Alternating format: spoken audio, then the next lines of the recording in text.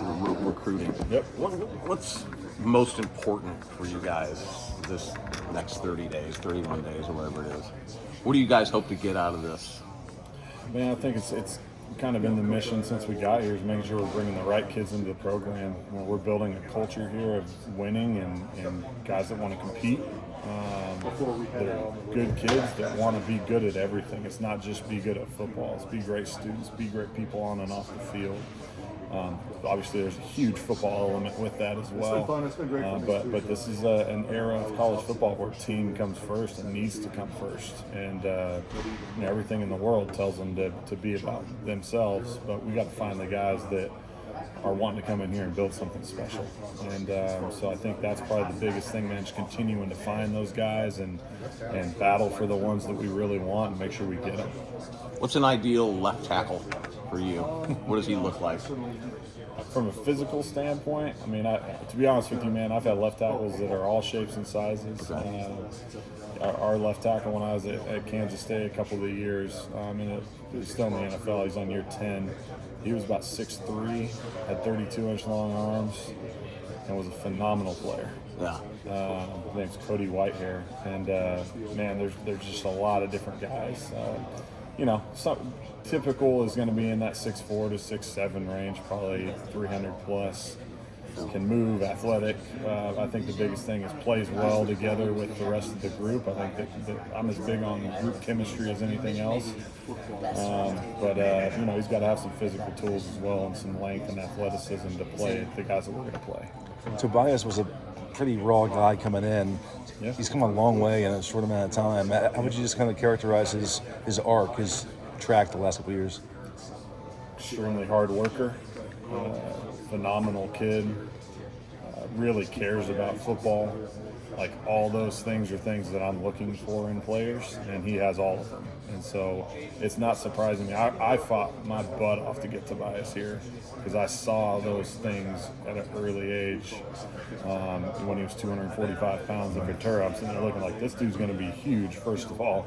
But he was wired right, and that was the biggest thing. So I'm not surprised at all. I think that dude has a really bright future in front of him. I think he's an NFL guy. I think he's going to be a great leader for me and for us and this group and this team. And man, I hope he gets everything that he wants because he works for it. What was the next level he had to get to from last year or this year to really be positioned to take over that right tackle job? Yeah, I think he was struggling to move with his weight a little bit because he gained all that weight really fast. Mm-hmm. He went from 250 to 305 or 310 like in 6 months or something.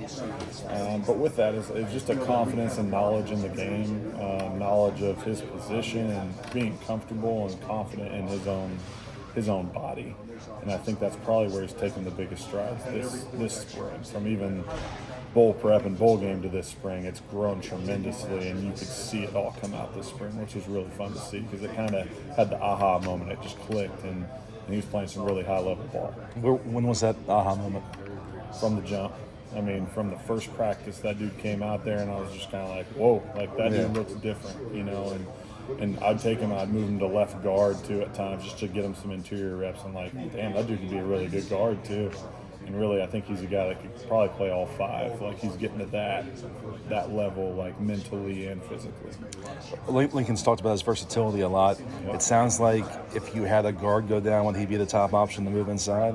It's hard to tell, like, right at this moment right now. We have a lot of guys battling out for those interior spots, and it's still battling out for the tackle spots too, man. I mean, we got Elijah Page and Tobias and Justin Todd, who's had a great spring as well, and a guy that we think is going to be a star here too.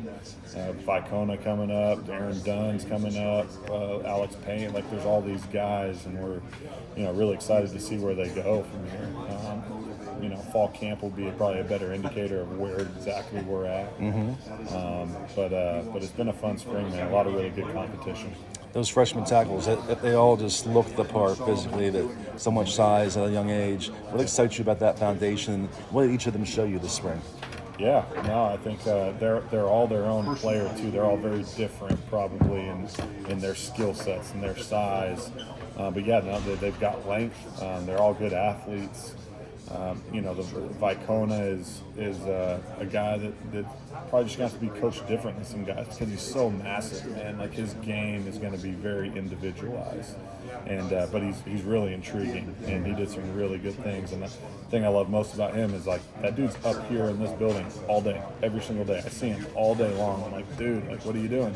Watching film. I'm with Husan. I'm with Willie, and they're tearing it up in there. And so he goes out and he knows exactly what he's supposed to do. So Aaron Dunn is a really gifted athlete.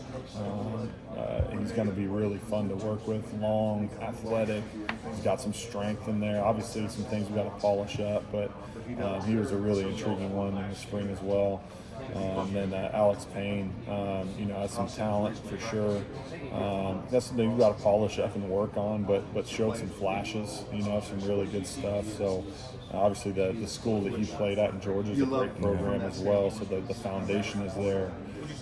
So yeah, those guys are really exciting. And I was talking about Willie Washer earlier too. Willie is phenomenal this spring, man. Like the guy had been in a wing T offense his whole life, from Pee Wee all the way up. So never taken a real pass set, and he's going against Jakeem and against Ja and those guys, and he's holding up in there. It's pretty impressive, man.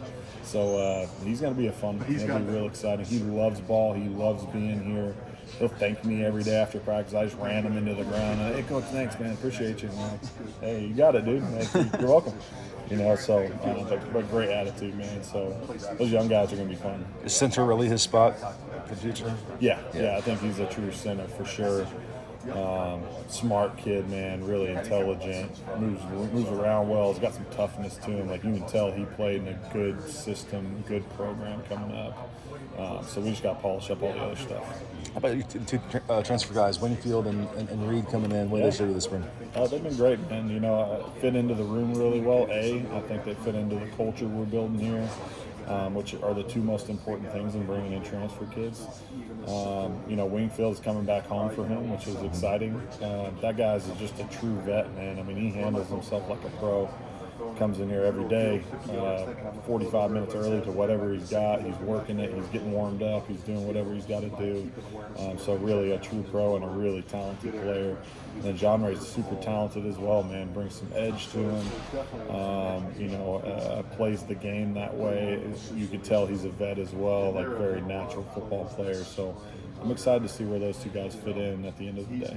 Wingfield has moved around a little bit in the past. Is that something you expect he could do if need be? I know he's at guard now generally. But. Yeah, for sure. I mean, guard, tackle, flexibility. He's played both in college already.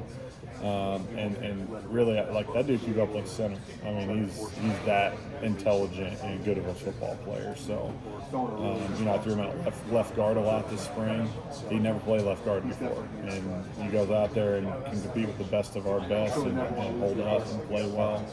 And so, him and Elijah Page built some really good chemistry. I think they played really well together. But he's kind of that guy, I can put him anywhere and he'll play well with everybody because he's just that dude, man. So I'm really impressed with him and excited to see what he looks like leading into fall camp. Was there any thoughts moving Alani to the left side? No, I think Alani just so dominant, man. Such a powerful, physical kid. And I think him playing next to Tobias and everything ends up being Justin up there, and next to Killian or whoever the center ends up being too. Like, just having his power, like his tools right there, I think fit those other guys really well. And so that's another piece, man. I'm looking at all these little pieces of where's the best blend of guys? What's the chemistry like? And trying to build that throughout the group, and obviously build it with different guys and try different combos of dudes and stuff. But no, I think Alani had such a good foundation at right guard. I didn't want to switch him up just to switch him.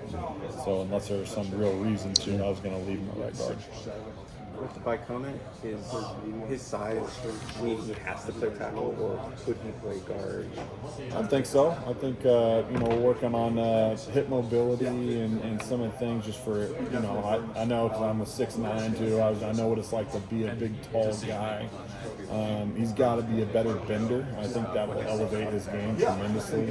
I think for him to go inside and play guard, that would have to be the same case. Like just be a better bender. be able to get underneath people more. But again, like that's going to be something we're just going to have to work with, man. I've never worked with a guy like him where he's 360 pounds. You know, the guy's got 280 pounds of muscle on his body. He's just a big dude. And he moves really well for it too. But you know, it's a learning curve for me too, and for us as coaches to kind of tweak his game a little bit and see what he can really do. But making sure we're coaching him the way that he needs to be coached through. So it'll be interesting to see where he goes. Where are guys like Benuelos and Treader at, and the other returning guys in their development? Yeah. Benuelos had a great spring, man. I was really, really happy with Micah. I think he felt that way too, kind of towards the tail end especially. You really saw him climbing and growing. That kid loves ball, man. He's great in the room. Like, guys love him. Like, he's fun to coach. He asks good questions. Just a great kid. And, man, I hope it all works out for him too the way he wants to, because you know, he's had a few dings here and there and stuff, and I think this was a really, really good spring for him because he stayed healthy. He was able to really learn and grow and put on some really good stuff on tape. I remember Tobias being described as